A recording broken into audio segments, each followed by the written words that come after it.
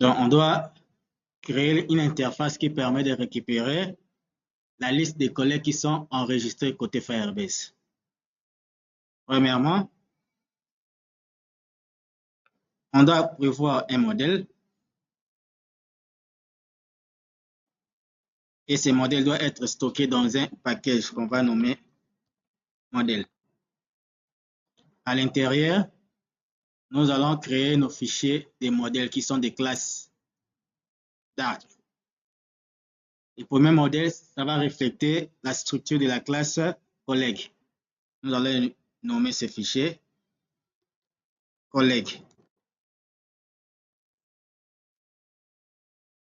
Et à l'intérieur, on va créer notre classe qu'on va nommer collègue. Donc, cette classe doit avoir la structure qu'on avait implémentée côté Firebase. Si on entre dans Firebase, on avait contact, nom, poste nom, prénom et l'ID. Donc, ici, on doit créer cette classe en respectant ces structures. String, ID, string, nom, string, il y avait aussi poste nom,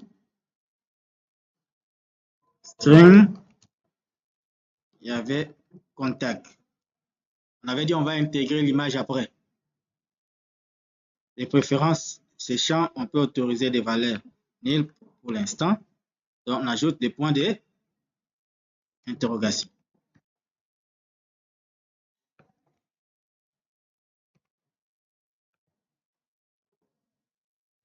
Nous allons maintenant ajouter aussi un constructeur où on peut demander le système génère à notre place. On fait clic droit, generate constructeur.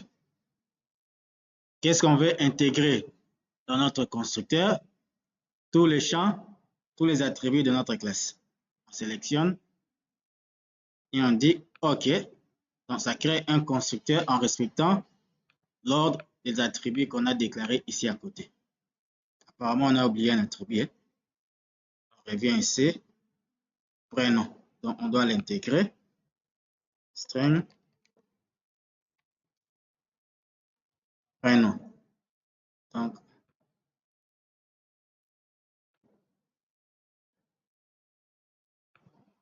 on va dire 10. Prénom.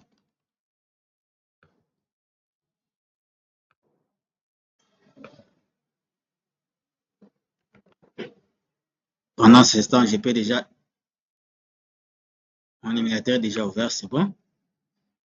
Dans ce, on avait plusieurs classes, collègues, enseignants, promotion. Vous devez créer des modèles, comme vous travaillez dans d'autres langages de programmation, qui reflètent la structure de cette classe.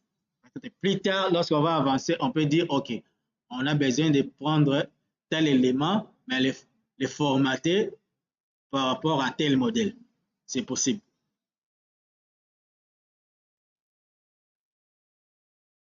Donc, comme nous avons fait pour collègues, normalement, on devait faire aussi pour enseignants.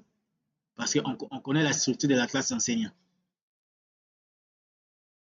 Et pour l'instant, on est côté collègue.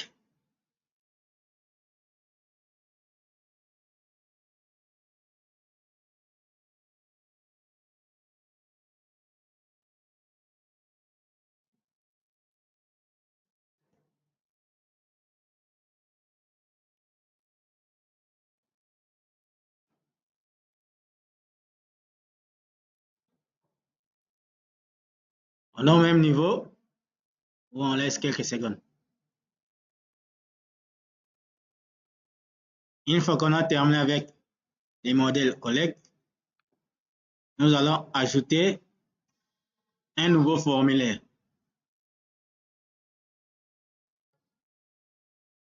Ce formulaire servira à afficher ce qu'on a récupéré côté Firebase. Nous allons nommer, on va le créer dans notre package UI. Dans New, Dark File, nous allons donner comme nom collègue avec S, parce qu'on sous-estime, on pense qu'il y aura plusieurs données. Par exemple, on a dit S, page.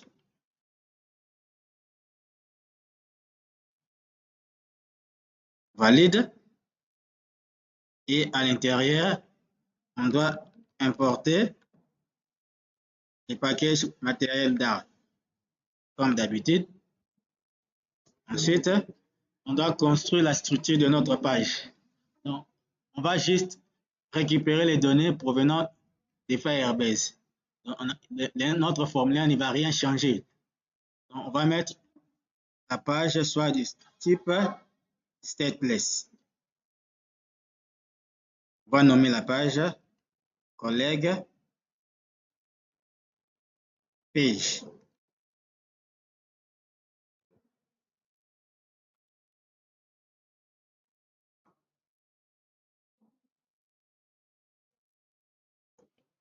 Et ensuite, provisoirement, ici, on doit retourner un widget. On peut même retourner un scaffold.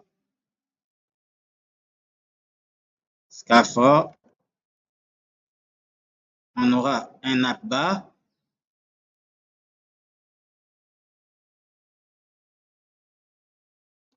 Dans cette app bar, on a la propriété titre.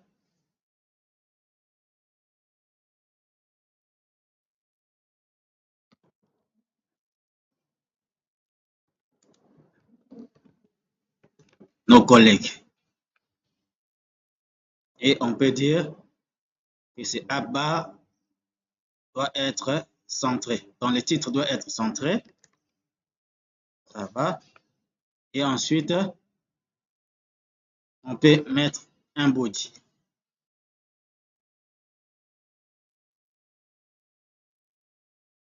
Pour l'instant,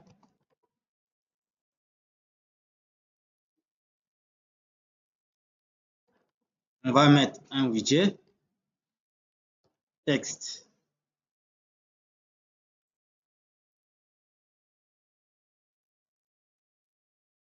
Page liste collègues.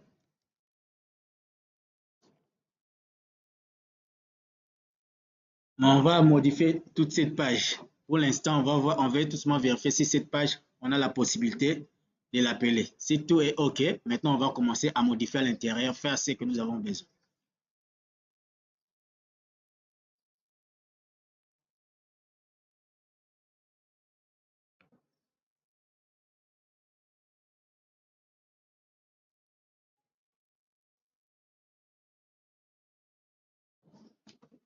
Où est-ce que cette page doit être appelée? Lorsqu'on clique dans notre menu, on avait prévu un menu, on avait dit nos collègues. Si on clique sur nos collègues, ça appelle la page ici. Donc, on doit aller dans Home, la page Home qu'on avait créée, là où on avait prévu un clic pour mes collègues. À l'intérieur, on va ajouter une nouvelle action.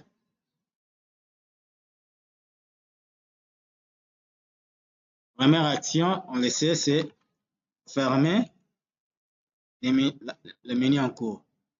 Pop. C'est ça, non? Les gens qui révisent.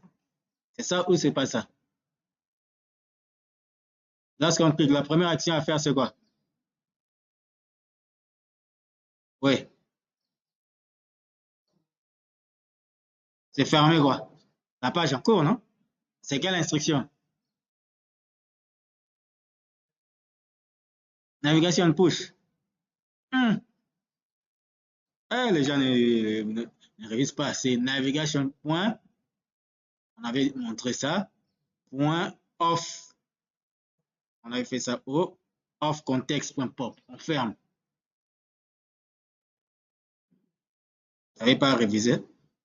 On est où? Ici. point of context point pop. On demande que la page actuelle se ferme pour se rediriger vers la nouvelle page. Donc, on va dire ici, navigateur point push.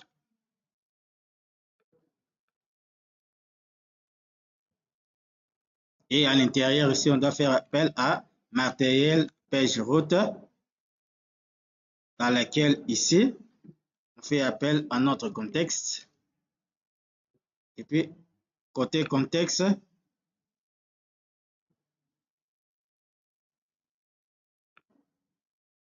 on doit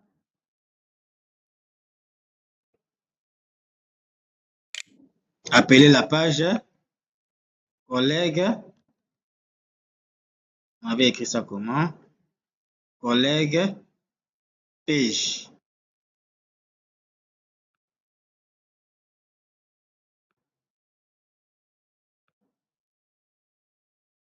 Voilà. Donc, quand on clique ici, ça nous redirige automatiquement vers collègue.page.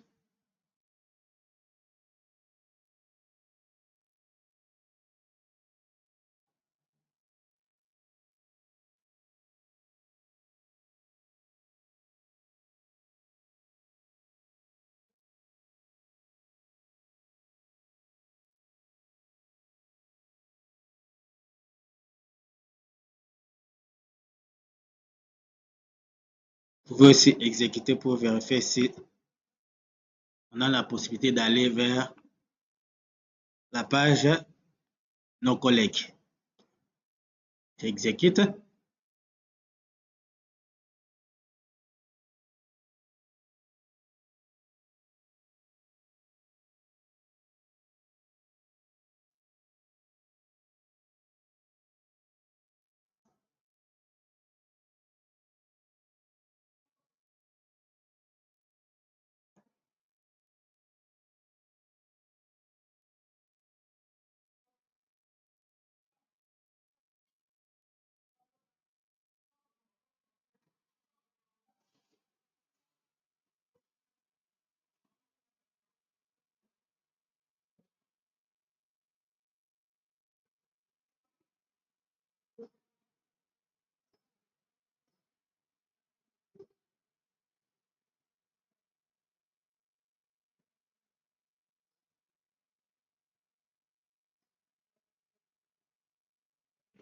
OK. Maintenant, si on clique au niveau des menus, nous avons fait agrandir ici. Mes collègues, si on clique sur mes collègues, nous avons la page nos collègues qui s'affiche. Pour l'instant, c'est tout blanc. Comme on est sûr qu'on a la possibilité d'aller vers cette page, maintenant on va construire la logique pour que ça affiche les contenus provenant de Firebase.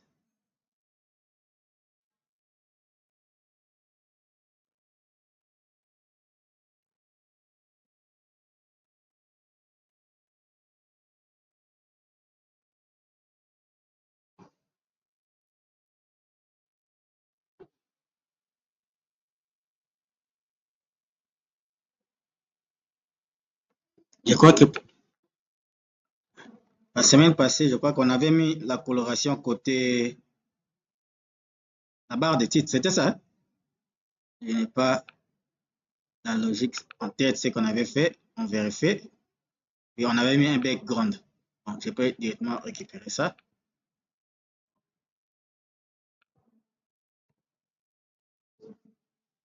Voilà. On avait mis un background. Maintenant, au lieu qu'on affiche ici liste vide, on va faire de sorte que on récupère les données côté Firebase.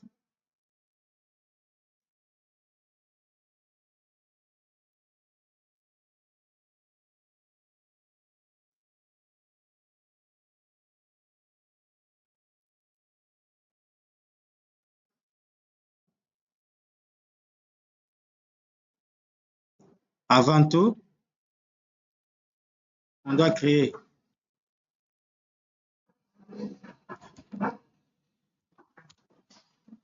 une variable qui doit stocker toutes les données qu'on va récupérer.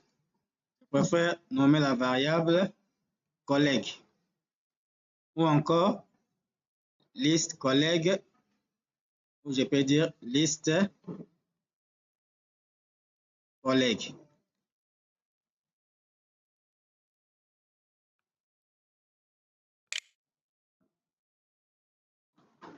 Maintenant, comment on va se connecter avec Firebase pour récupérer les données?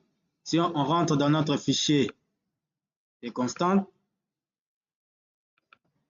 on avait créé une variable Firestore qui nous va permettre à se connecter avec notre base de données, comme on avait fait dernièrement pour envoyer les données. Donc, grâce à cette variable, on va avoir la possibilité de récupérer ce qu'on avait envoyé. Donc, on vient ici, on est au Firebase Firestore. Point. On a besoin de quoi? De récupérer la collection. On avait dit la collection représente pour nous notre table. Quel est le nom qu'on avait donné à notre table côté Firebase? Si je reviens ici, c'est collègue. On doit respecter la casse.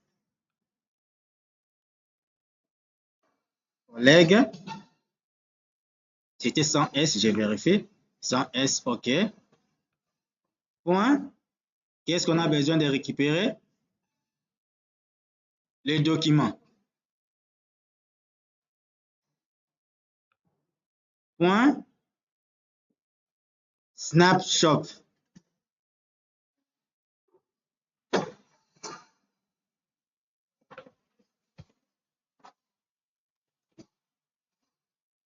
Donc, ça veut dire quoi? On accède dans Firebase, on récupère toutes les données stockées dans la collection collègue.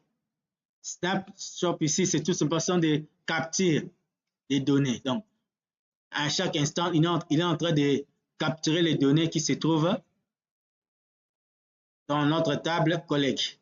Une fois qu'il capture ces données seront transférées dans notre variable liste collègue. C'est ce qu'on a demandé de faire. Ensuite,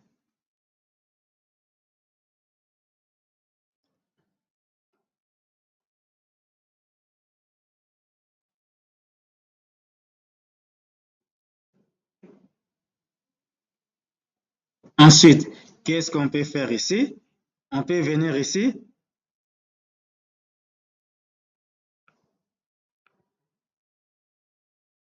Au lieu d'afficher nos données avec les tests, on peut utiliser un stream builder qui nous aide à récupérer un flux de données côté Firebase. Chaque fois qu'on va récupérer, on va construire notre interface pour afficher les informations. Quel est ce flux? Le stream, c'est le flux. Quel est le flux qu'on veut afficher? Le contenu de notre variable liste collègue. On vient ici. On va dire liste collègue. Et ici, côté builder, qu'est-ce qu'on veut construire? Nous voulons construire quoi? Notre formulaire en tenant compte du contexte, c'est-à-dire des données qu'on a récupérées, mais chaque donnée qu'on va récupérer qui est stockée dans notre objet, qui est un objet dynamique, les éléments qui sont récupérés, c'est comme une liste. Chaque élément aura des index pour l'identifier. Donc ici, on aura besoin de l'index. Après cela, on aura besoin de construire petit à petit les données qu'on a récupérées. Pourquoi il y a rouge ici? Parce qu'on doit retourner un élément. On doit avoir un return quelque part ici.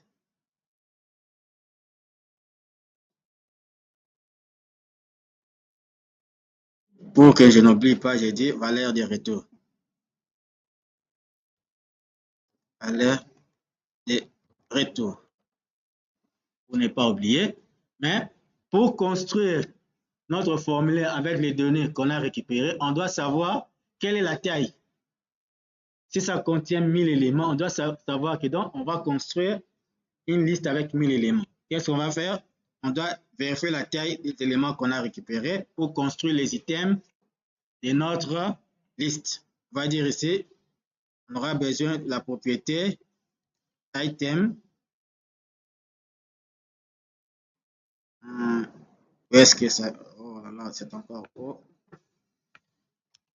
Il ne se retrouve même plus. Item breeder. OK. Contexte. OK.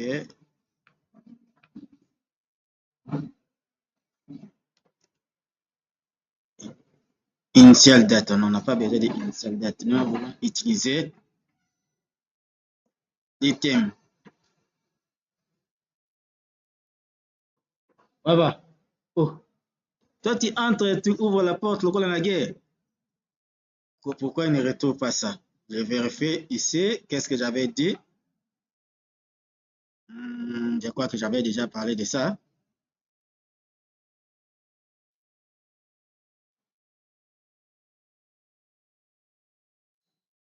Voilà. Je voulais briser les étapes. Heureusement, c'est un peu flou, hein?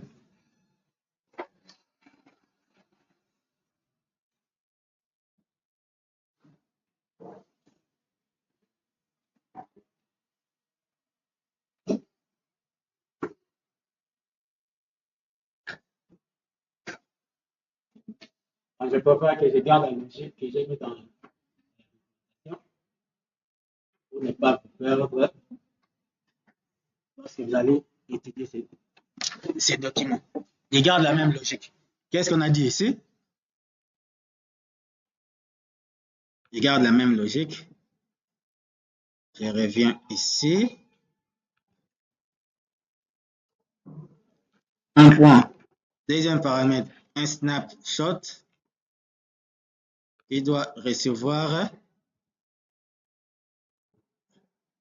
des requêtes query snapshot qu'on va nommer ici snapshot. Snapshot. OK. Ensuite, on va tester chaque capture, donc données récupérées, chaque snapshot. Point. Si on teste d'abord premièrement s'il y a des erreurs.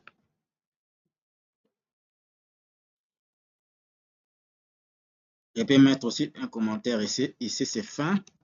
Test erreur. S'il y a une erreur, on renvoie. Qu'est-ce qu'on doit renvoyer? Un test qu'on a centré.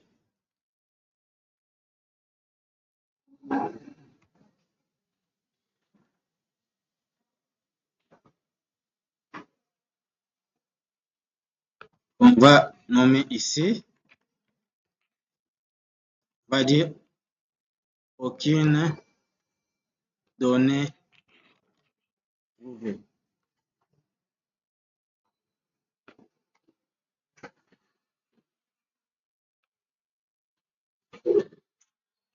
Budget,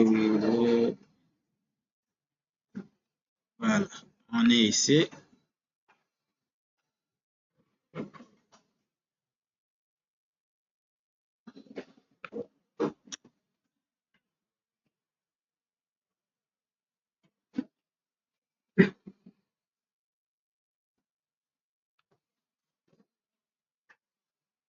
Je vais changer un peu la logique par rapport à ce que j'ai mis dans la documentation. Je vais voir un peu si cette logique, ça va marcher. Sinon, je vais remettre la logique du support. C'est la programmation, hein. Donc, on peut changer aussi l'algorithme. Voilà. La logique du support, c'est quoi?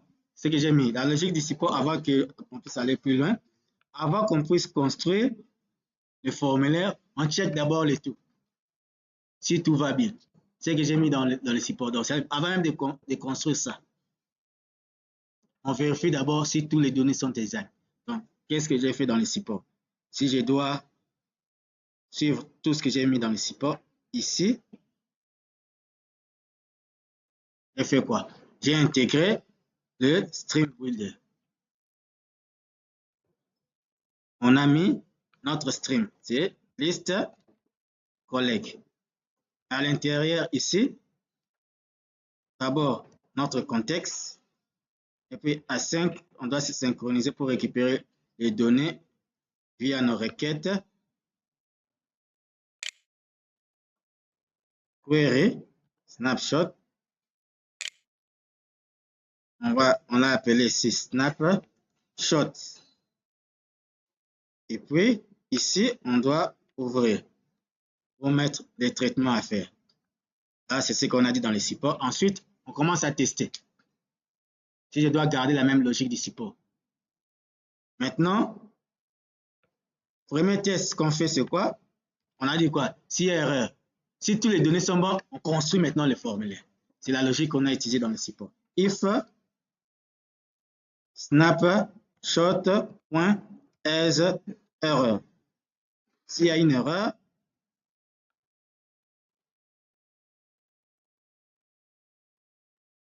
erreur, on doit retourner quoi? Un widget qu'on a centré. Mais à l'intérieur, on place un texte. Aucune donnée. Mais vous avez la possibilité de l'améliorer comme vous voulez. Deuxième cas, il n'y a pas d'erreur. Mais pendant que nous sommes en train de charger, se connecter à Firebase pour avoir les résultats, ça prend peut-être quelques secondes. Le système doit patienter jusqu'à ce que toutes les données soient récupérées. Donc, on vient ici. On va dire snapshot.connectState. Vérifier l'état de la connexion avec Firebase. Si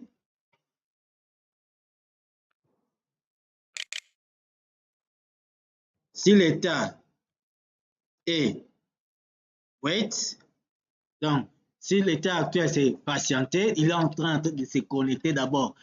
Il récupère progressivement. Tant qu'il n'a pas encore terminé, on peut aussi dire à l'utilisateur chargement en cours.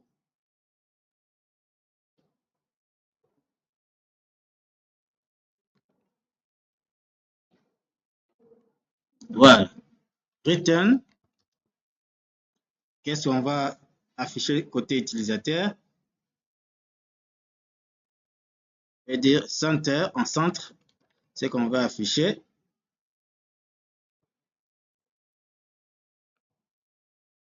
Et puis shield, on peut utiliser un cercle progress indicator.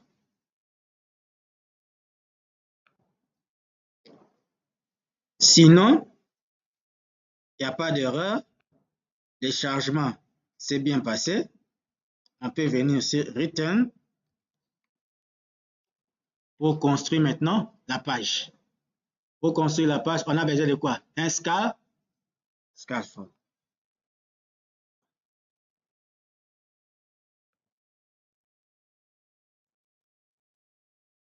Je crois qu'on n'a rien oublié. On va toujours vérifier.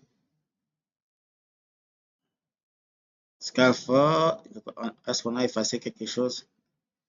On va vérifier à la fin. On a un app bar.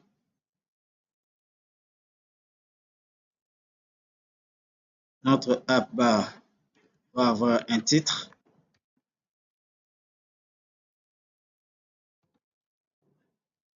nos collègues. Et puis, on peut centrer ce titre. Pourquoi il y a un rouge ici? On a oublié un élément. Vérifions. Bon, j'ai terminé d'abord la logique et puis on vérifie. On doit intégrer un body. Côté body, on met d'abord un test provisoire. En attendant qu'on cherche pourquoi il y a un rouge ici, test provisoire.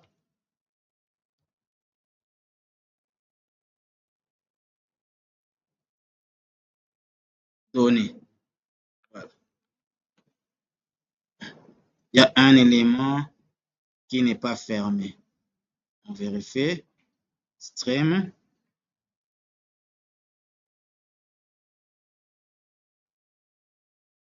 Bon, on peut même comparer avec la documentation que j'ai prévue ce matin. On a capturé contexte asynchronous snapshot, côté erreur. Correct.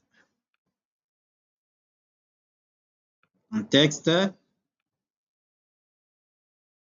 n'y a pas d'erreur. Ici aussi, on a testé OK. Return. Apparemment, il y a une fermeture qui est de trop ou de moins. Je fais d'abord ici. Il y a un élément de trop. Stream Builder. On était ici. OK. Dans Stream Builder, il y a notre flux. Dans le Builder, on crée notre contexte. On capture les données qui vont provenir de Firebase.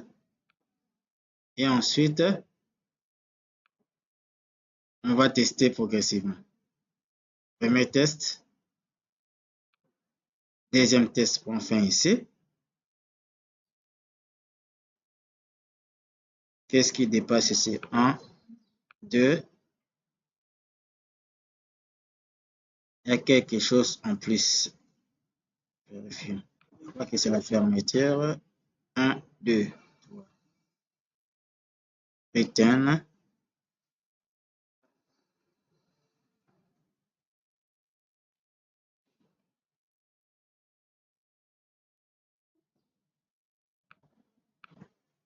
Est-ce que j'avais sauvegardé? Stream Builder. Qu'est-ce qui dit? Type T. Collect doc.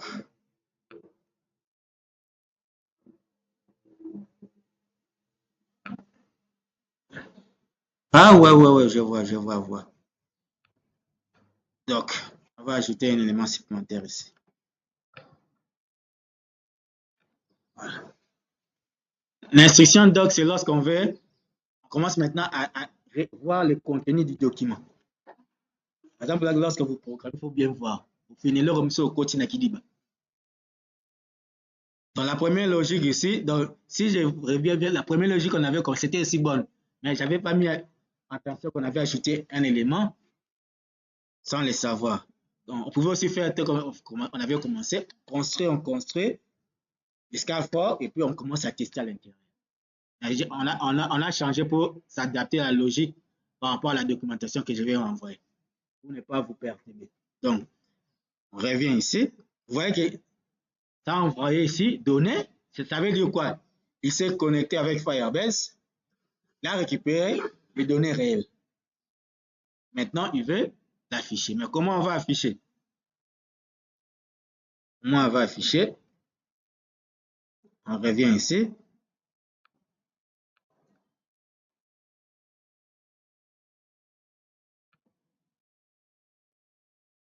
On est ici. Pour afficher plusieurs éléments, nous avons besoin de quoi? Dans notre objet. Une liste. On avait travaillé déjà avec une liste. Pas encore. Hein? Pas encore. Une liste. View. Il y a plusieurs types de liste view. On va prendre liste view builder. Anglais, liste view. On n'a pas besoin de ça. On va prendre des types builder. Il y a plusieurs types liste view.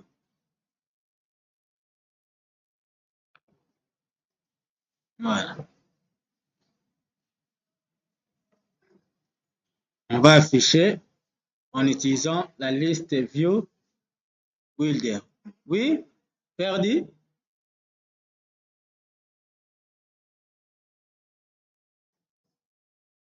On vérifie s'il n'y a pas de faute. Scalfort. Ici, ça s'est fermé. Ici. De l'autre côté, il n'y avait déjà pas de faute. Maintenant, on est ici. Comme on n'a pas alimenté ici, c'est pourquoi ça renvoie un rouge. Qu'est-ce qu'on va mettre là-dedans?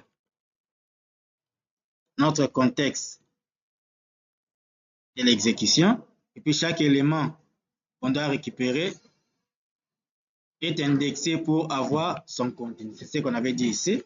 Je crois, je n'ai pas changé la logique. C'est ça. Donc, on va dire index.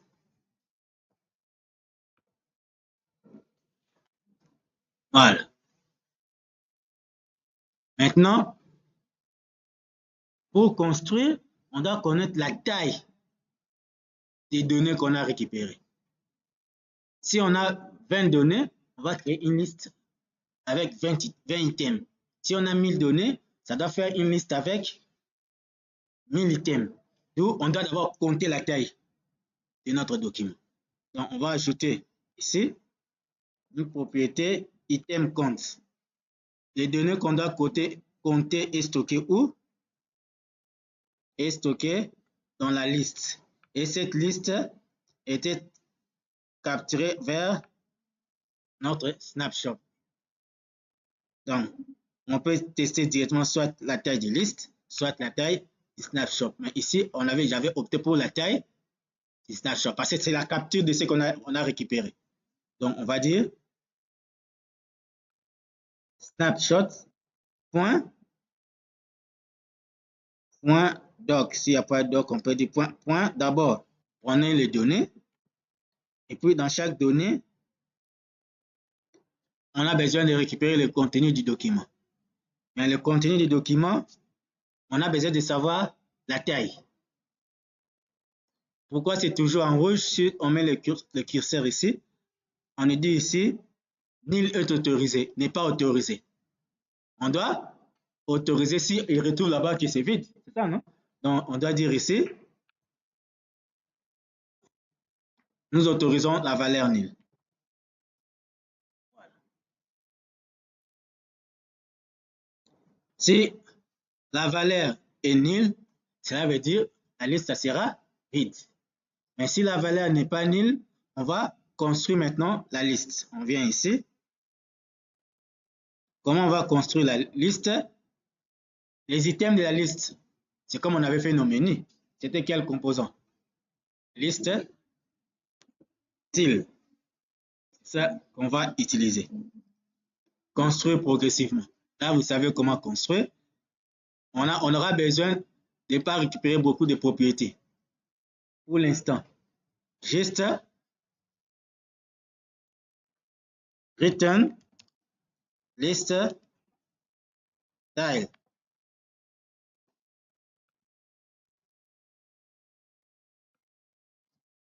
Titre. La liste doit provenir de notre document ici.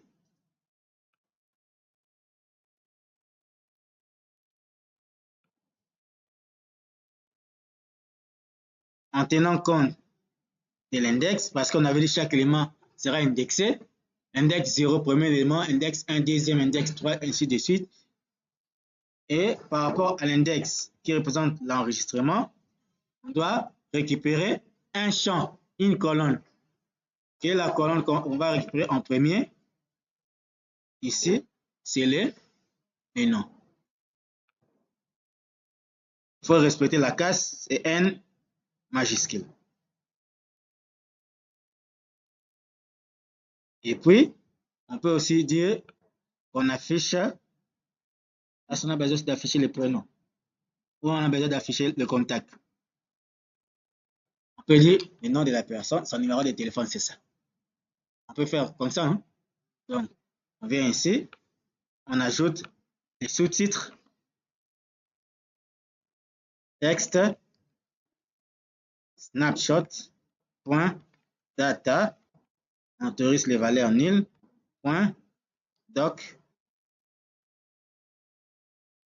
on récupère par rapport à la position de l'index, mais quelles données qu'on va récupérer?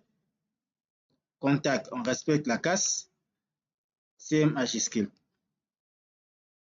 Si j'actualise, on a les données. Pourquoi lorsqu'on actualise ici, bon, j'ai fait précédent. Pourquoi lorsqu'on actualise, ça devait déjà rapide. S'il n'y avait encore pas de données, vous voyez qu'il y a un noir. C'est ça, non? Pourquoi il y a un noir? Parce que ici, lorsqu'on veut afficher une information ici, on n'a pas prévu un scaffold. Vous voyez? Raison pour laquelle, dans la première logique, je voulais d'abord construire et puis afficher les données. Mais ici, qu'est-ce qu'on a fait l'inverse? On a checké d'abord et puis on construit. Donc, pour éviter les noirs, on peut ajouter à l'intérieur ici à chaque niveau des scaffolds. Vous le savez, non? Donc, on peut l'intégrer. Pour éviter les noirs, on peut intégrer. On est où?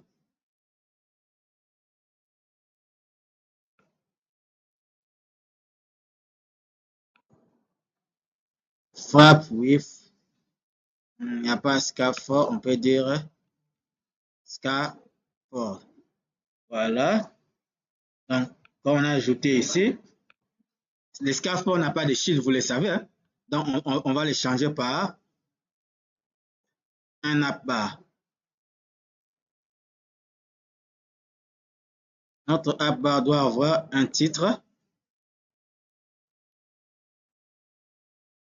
Ce titre, c'est nos collègues.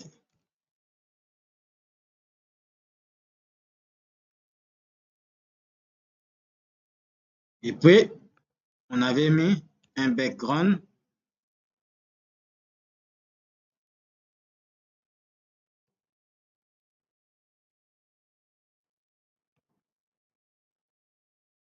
Primary color. Mais si on avait construit avant les scaffolds, on n'allait pas mettre à chaque niveau. Vous voyez? Mais comme on a préféré d'abord checker et puis construire à la fin, raison pour laquelle on fait de cette manière. Je prends aussi ça. Donc, on n'a pas maintenant besoin d'avoir ça comme ça. On doit avoir un body ici. C'est ça la logique, non? Au niveau des body, maintenant on va afficher notre texte. Aucune donnée.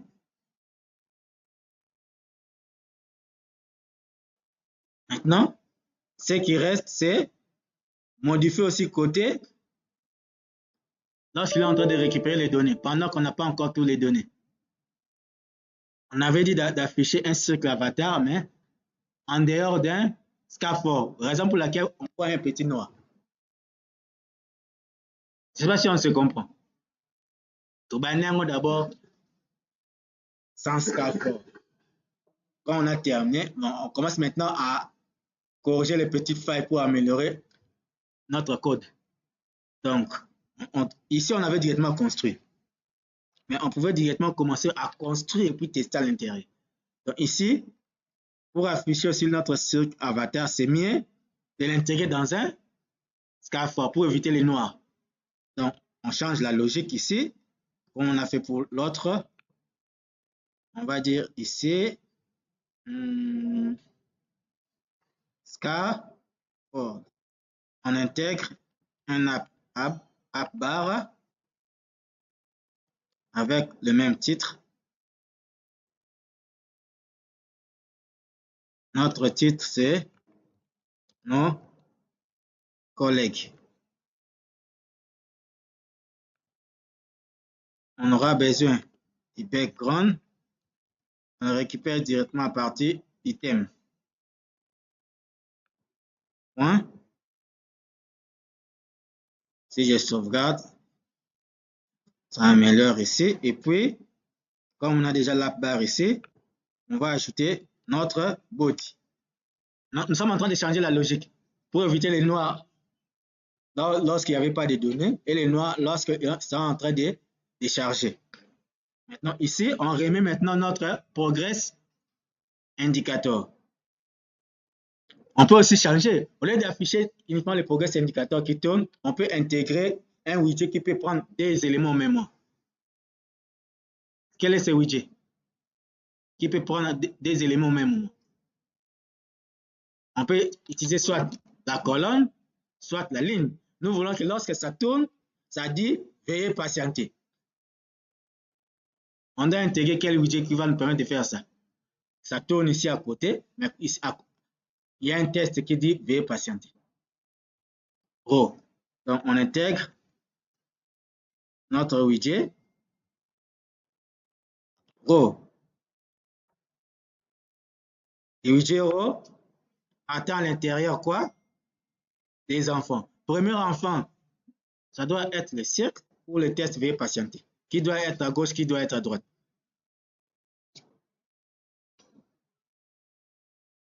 Bon, mettons provisoirement sur progress indicator. Et puis, à droite ici, on doit avoir un texte. Et patienter.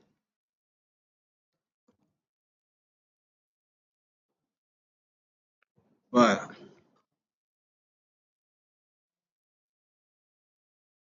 Là, comme il n'y a que des données, ça ne peut pas beaucoup patienter. S'il y avait plusieurs données, on va voir comment. Mais déjà, ça fonctionne. Maintenant, quand on descend, s'il n'y a pas d'erreur, si on a tout récupéré, ici aussi, on va directement mettre notre background color. On le récupère à partir du thème.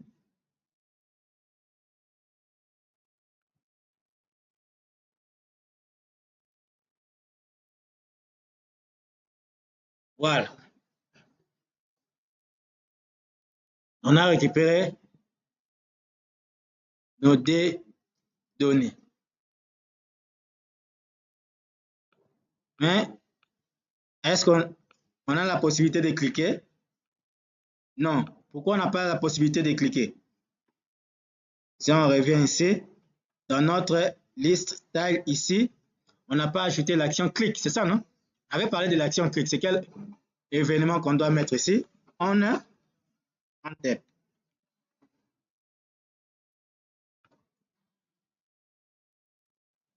Donc, on va dire à compléter.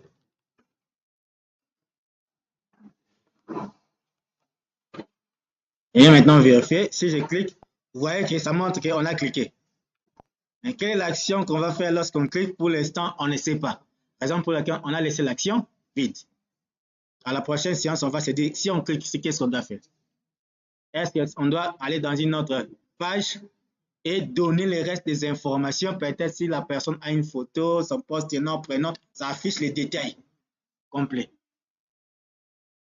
Maintenant, quand on va compléter à la prochaine séance, on revient ici.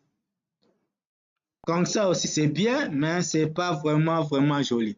On peut l'intégrer dans un autre widget. Quel widget? Pour encadrer chaque élément qu'on a affiché. Avec les vacances, il y a Kiming. Il y a matière ébélée Kim. Quel est le widget? Ma pasteur, widget ni tocha. Aza raté ouais, ma pasteur baza.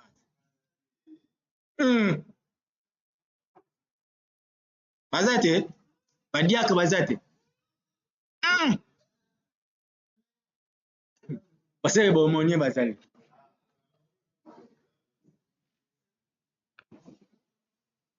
Quel est le widget? Même en PHP, ça existe. D'ailleurs, c'est le même nom. Bootstrap aussi, ça existe, c'est les mêmes noms.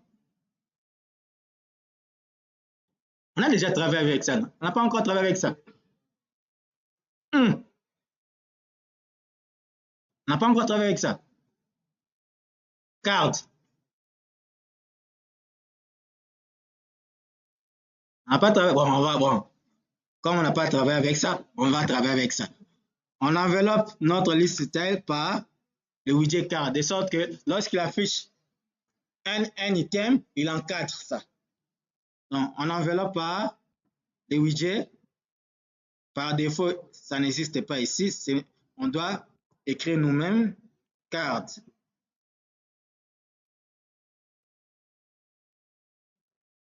Voilà. Donc, le widget liste tile est encadré par le widget tile card de sauvegarde. Voilà. On peut maintenant aussi mettre la coloration, si vous voulez la coloration. Donc, on peut dire ici, background. Tu peux mettre le background par rapport à ça, si tu veux ajouter. Tu peux aussi mettre l'épaisseur et les écrits soient un peu devant. Si vous voulez savoir quelles sont les propriétés prévues, il suffit de faire CTRL-Tab. On peut mettre la coloration, on peut mettre l'élévateur. On élève un peu le contenu pour voir un peu comment ça va. Si je dis élévateur 3, si je sauvegarde, vous voyez que l'encadrement s'étire un peu vers le devant. Si je dis 10, c'est encore très grand. C'est à vous de les manipuler comme vous voulez. Si vous voulez que ça soit au même niveau, on enlève élévation. Si vous voulez élever un peu, vous ajoutez l'attribut élévation et vous ajoutez la taille que vous voulez. Moi, j'ai dit 3. Voilà. Et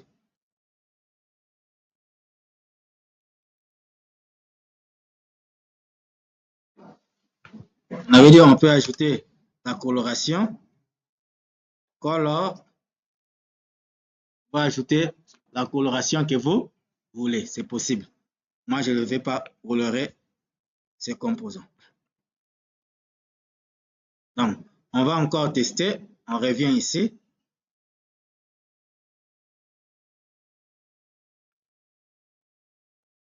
On rentre dans paramètres. On prend un nouveau élément.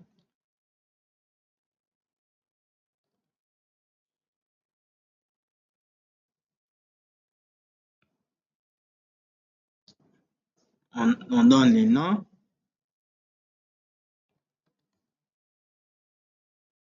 Prénom. Contact. Contact, on peut cliquer et récupérer ou encore écrire directement 089 00 34 350. OK. Et on sauvegarde.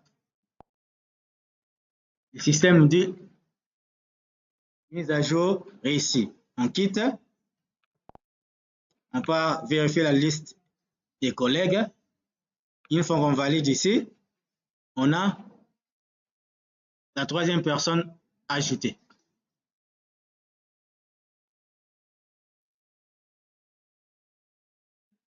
Donc, nous avons la possibilité d'envoyer les données.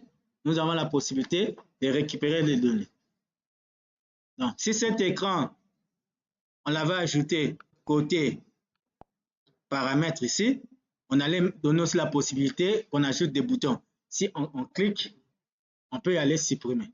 Mais ici, on a mis l'affichage côté utilisateur. Un utilisateur ne peut pas supprimer une donnée qui provient du serveur. Là, vous voulez ça.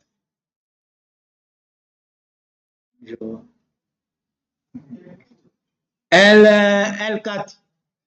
Oui.